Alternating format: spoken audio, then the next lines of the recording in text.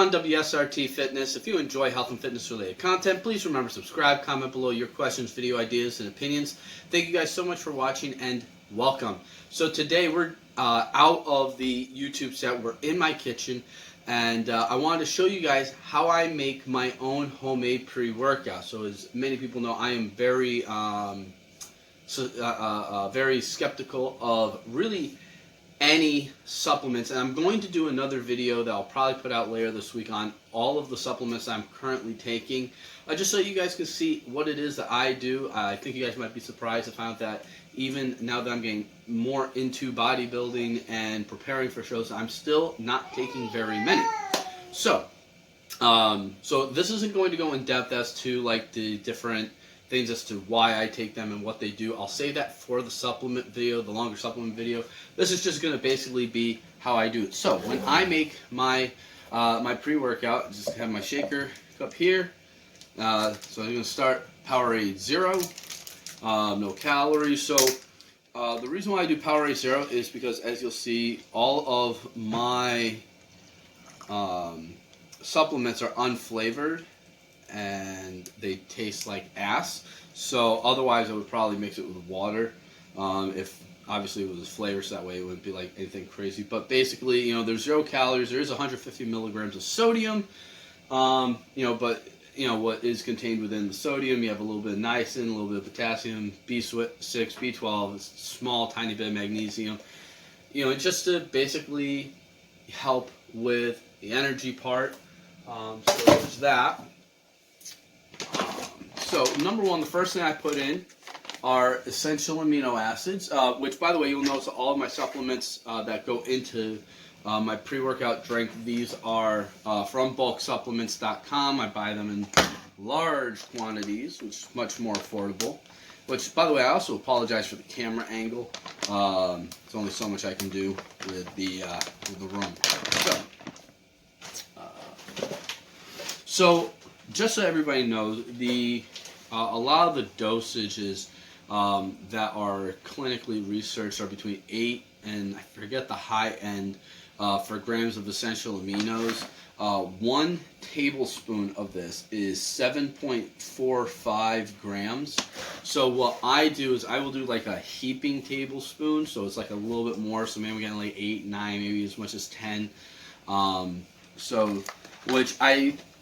The pre-workouts that are reasonably affordable, that are, this stuff always makes me sneeze, it smells really bad. Generally have like, if they do have essential aminos, they're generally like 4 or 5 ounces, which you guys can see, you know, like a heaping tablespoon there. So I just put that right in there. And this is a tablespoon. So, you know, from the ones I saw that do have essential aminos in them, it's generally like, it's usually an intra-workout, it's usually not a pre-workout. So basically, I just drink water during my workouts. I don't know why my kids put this in there with my stuff, but whatever. And so basically, I just want the extra available aminos to kind of slow down the muscle breakdown. So next is creatine monohydrate. Again, it's all, you know, it's all about cost factor too. You get this huge bag; it's actually really affordable. So, for this one, just so you guys know, it is 1 teaspoon is 5,000 milligrams. So the clinically researched effective dose, I believe it's like 3 to 6 or something like that. You know, it's hard to remember these off the top of my head, and it was just kind of a, hey, I'm going to make this. Lately, there's been some newer, not really research, but a lot of bodybuilders have kind of switched to doing 10 grams of creatine a day. I am not doing that much, but you can see it's a heaping teaspoon. So, like, this might be like 6,000 milligrams. So I'm at the high end of the, if my memory is serving correct. In which, please, by the way, if I'm remembering any of these numbers wrong, because I did the research a couple of months ago when I started doing this, and the numbers just kind of faded, please, you know, you can correct me, like what the clinical research numbers are. comment that down below. But I'm pretty sure 6,000 was the high end of the normal. But yeah, a lot of bodybuilders are now starting to do like 8 to 10,000 milligrams. I mean, some even more, but I'm not a 300-pound bodybuilder, so I don't need to be doing way more. So next will be Beta-alanine, which you can get like the higher quality carnosine, which obviously is going to be higher quality. For me, it's a cost factor right now. Is my income level gets better, I'm going to switch to the carnosine. But at this point, you know, the Beta-alanine, it's still doing the job for me. So I also do 1 teaspoon of this, which 1 teaspoon is 4,200 milligrams, which again, that's right around where that clinical effective dose is. Basically, I'm not taking anything to just take in, which by the way, you know, I challenge anybody to find a pre-workout that has this much of these products in it, and tell me how much they cost. So basically, I'm putting in 4 ingredients. I got 1 more that's going into this in 1 second, which you'll see. I'm pretty sure you already know what it is. But for these 4 products, this is about a 6-month supply in these 4 bags. Well, the essential aminos is about 3 months, but the other 3 are actually between 180 and 210 days worth with the amounts that I'm taking. And so I'm basically getting 3 full months, but if I get a second bag of the essential aminos, that would be 6 months worth of pre-workout. With that second bag would be about $135, $140. So divide that by the 6 months, it's about $25 a month. So, you know, whereas, move my water over here for Kitty or my daughter, spill it. So, you know, find high quality pre-workouts like this for that price. I challenge you. They are very few and far between. Especially because, like, for me, like, I realized, like, I could get carnosine instead of beta-alanine, which would be a higher quality.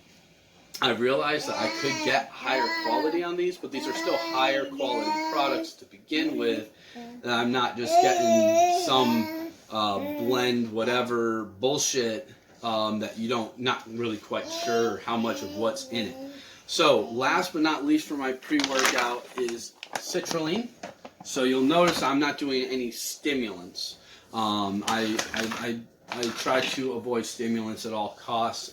They tend to not give me the effect that they would give most people, and I feel that it actually hurts my workouts. So because of that, I am not using any stimulants. Not to mention because I had such an addiction to soda as well. I don't want to expose myself to things like caffeine, which is obviously a stimulant, because I do have the kind of fear that I will relapse and start drinking soda again, which is not healthy, and I don't want to do it. So between not wanting to avoid soda and not wanting to have my workouts be negatively affected, that's why I'm avoiding stimulants. Again, everybody's different. Some people need the stimulants, some people don't. It's something where a lot of pre-workouts nowadays, which by the way, I'm doing 2 teaspoons of this, which comes to 6,000 milligrams, which is pretty traditionally, excuse me one more time, pretty traditionally accepted as the right dose to be taken for citrulline. And again, I'll go into more depth when I make my supplement video. Now with these, they're pretty flat scoops. They're a little bit over, so I'm actually getting a little bit more than 6,000 milligrams, but I try not to have it be too egregious. So there's 2 of those, and so that's it. Those are all of the ingredients that I put into my pre-workout. Now, usually it takes me about 60 seconds to throw this together. Talking to you guys and all of that's obviously taking longer. So one thing that you will notice if you're doing these pure products is how they float, how they froth up. And so what I do is, because they're all kind of flowing to the top, before I just drop my shaker bottle in, the shaker ball in, I'll kind of like stir it up on top a little bit just to like start breaking it up. And then, whoa. Apparently there was still a little bit of water from when I washed it in there. But yeah, so basically, also I'll make it about a half hour to 45 minutes before I take it. One reason why is just to give it more time to mix up. I'm shaking it now, I'll shake it in a couple minutes, where I'll just shake it like off and on. And so I'm about to have my pre-workout meal. I'm working out a little later in the day today. Usually I'll do a workout early in the day, and I'll have this. So I'll have my breakfast usually, and then a half hour later I'll have this, and then I'll go to the gym, where I'll actually make it as my oatmeal is finished cooking. And so it'll be over the course of a half hour as I'm eating breakfast. Every now and again I'll pick it up, shake it a little bit. If I'm working out later in the day like I am today, so I'm about to have my pre-workout meal, about 10 minutes actually. And then a half hour after that I'll have this, and about 20-ish minutes, 30 minutes after that, I'll be in the gym. It'll have already been digested, starting to digest, starting to get through my system. And that's what I'm doing. That's my pre-workout. You guys can give me your opinions down below. Any critiques, any way that you think that maybe I could do a little bit better. Definitely would accept anything. So, with that being said, if you enjoyed this video, give it a thumbs up, share with your friends.